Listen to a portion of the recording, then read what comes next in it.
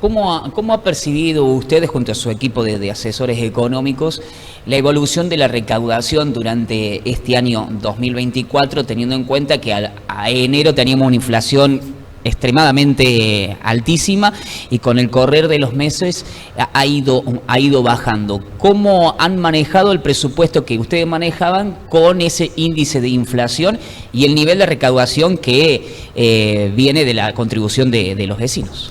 Y vos imagínate que el 2023 cerró con casi 180, 190% de inflación.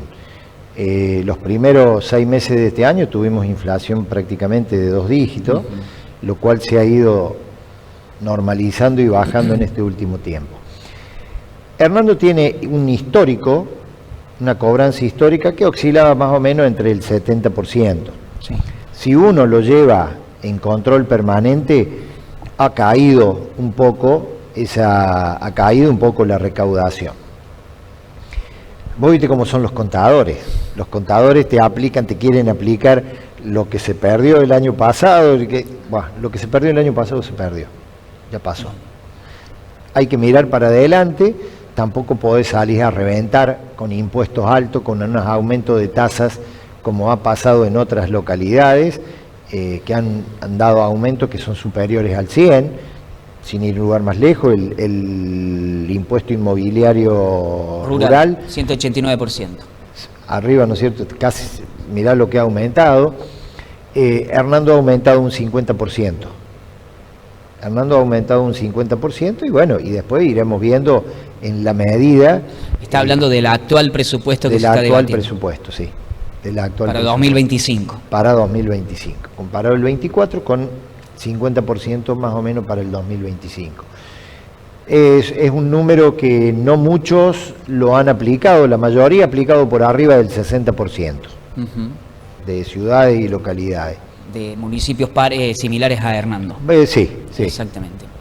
En la sesión anterior del Consejo Deliberante hubo un planteo, yo no pude asistir, pero después me asesoré tanto con el oficialismo como de la oposición. Hubo un planteo por parte de la oposición que están en desacuerdo con la rectificación del presupuesto, rectificación presupuestaria por 400 millones de pesos. ¿Cómo se explica eso? ¿Cómo le explica usted a la sociedad que por ahí no entiende de qué se está hablando? Y el planteo que está haciendo la oposición, ¿es válido o no es válido? Cuando vos haces un presupuesto, una tirada contable, hay determinadas partidas que no tienen mucho movimiento, pero que hay que darles un importe, hay que capitalizarlas, ¿no es cierto? Hay que poner montos. Y con un año hiperinflacionario como tuvimos el otro año, hay partidas que se han agotado. Entonces, ¿qué es una redirección de un presupuesto? Redireccionar un presupuesto es pedir autorización para movilizar aquellas partidas que no se han utilizado, poderlas transferir a otras que, llámese sueldo, combustible, ¿no es cierto?, que son cosas que han ido aumentando permanentemente. Hasta ahí te puedo dar una explicación contable. No soy contador, para eso podrías hablar, ¿no es cierto?, con el contador del municipio. Bueno, ¿qué argumenta la oposición?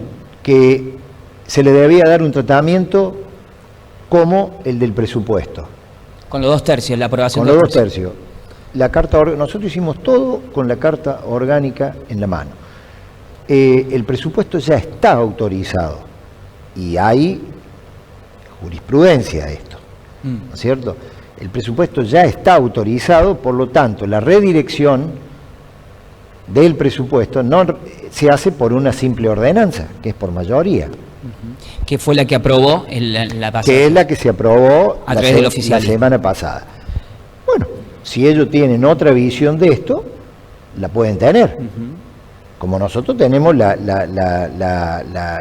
justa causa de que esto se aprueba simplemente con una ordenanza por simple mayoría. Bien, ¿y existió ese pedido de autorización para la redistribución de las partidas? Se lo paso todo movimiento que se haga tiene que ser autorizada por el Consejo Deliberante. Es decir, lo presenta el presidente del Consejo y se trata y se aprueba o no. Y en este caso se aprobó. Perfecto.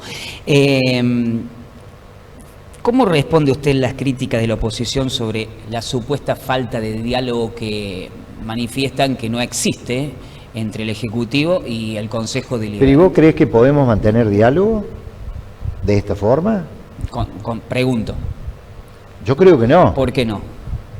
Y no, porque permanentemente te están hostigando, permanentemente, particularmente a mí me trataron de oscuro, me trataron de inmoral. ¿Con qué derecho? Entonces, yo no puedo sentarme a tomar un café, sentarme a hablar con alguien que me trató de oscuro. Vos te sentás a tomar un café con una persona que te dice que sos un inmoral, que sos un mentiroso. No. Además, yo formo parte del Ejecutivo y quienes critican son parte del Poder Legislativo de la ciudad. Las respuestas que ellos solicitan, los pedidos de informes y demás a través del Consejo Deliberante han sido contestadas en tiempo y en forma. Ahí entró la semana pasada, una nota a donde de buena forma estos concejales fueron y pidieron que por intermedio del Ejecutivo se tenga en cuenta la limpieza de los canales. Sí, del canal derivador. Sí. El canal derivador. Eso entró el jueves o el viernes posiblemente, que haya sido. Posterior a la sesión. Posterior a la sesión. Ahí ya se le hizo el informe de lo que habíamos hecho nosotros, creo que el 19 de noviembre. Hemos contestado todo, en tiempo y en forma. Otra de las consultas, y ya tengo una pregunta acá me están haciendo los televidentes,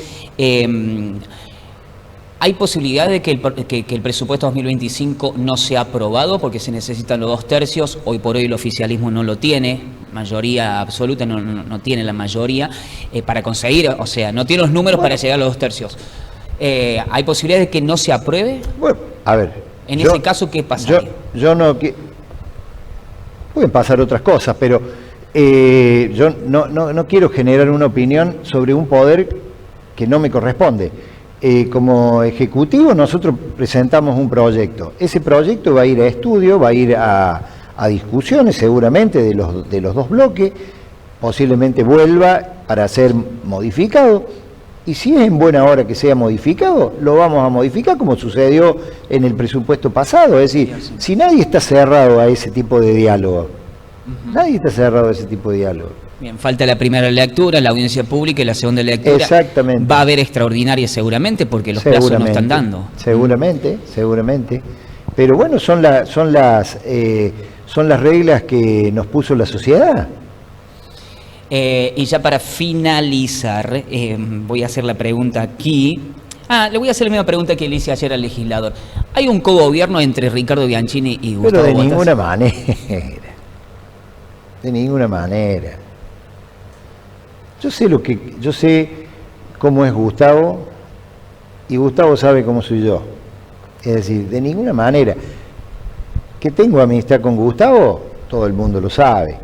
Que Gustavo es un generador de comunicación entre el gobierno, entre la legislatura, entre la ciudad, que coordina, pero no solamente con Hernando, no solamente con Hernando, ha generado espacio de reunión en otro tipo de localidades con el municipio, y bienvenido sea que esto sea así. De cogobierno, me parece un espanto, que confundan, estando en un círculo político, que confundan esa realidad. Pero son opiniones de las que estuve hablando recién, que yo no hablo para nada. Bien, por ahí ya esto lo digo como opinión propia y como ciudadano, estamos a 3 años todavía de una elección municipal y que siga habiendo estas falencias de diálogo entre una parte y la otra, comunicados de acá, comunicados de allá, no respuesta de un lado, no respuesta del otro. Yo creo que también siembra en la sociedad una incertidumbre por un lado y también hartazgo, que ya estamos cansados de los vaivenes de los políticos por ahí. Sería meritorio, yo creo, y necesario una mesa de café entre las partes. No somos demasiados acá no son demasiados, perdón, lo que juegan la partida o el partido al momento de una elección. Vamos a ver qué sucede con el correr del tiempo. Yo creo que nadie quiere hacerle mal a la sociedad. Son jugadas políticas, ustedes las entienden más que nosotros, pero bueno, nosotros como comunicadores, ahora sí como comunicador, debemos consultar, debemos indagar y debemos poner en evidencia lo que está sucediendo, no por el hecho de generar conflicto ni rispideces, sino de, bueno, vivimos en una comunidad donde la transparencia sobre todo tiene que reinar y la armonía entre las partes y también, me parece, opinión propia. Por sobre todas las cosas, la transparencia y la honestidad. Si no, no creo que estaría acá. Primero. Segundo, te dije que yo no me siento a tomar un café con alguien que me trata ni de oscuro ni de inmoral. Y tercero, que tienen que ocupar el rol que le dio la sociedad. A nosotros nos puso para gobernar y a ellos los puso para hacer oposición. El que gana gobierna, el que pierde es oposición. Si quiere acompañar, que acompañe. Si no quiere acompañar, que haga la oposición como corresponde. Pero, ¿quién empezó con los bastardeos? Nosotros no. Jamás yo puse en mi boca un apellido. Jamás. Jamás dije fulano de tal esto, fulano de tal aquello. Jamás dije estos concejales son tal cosa. Jamás.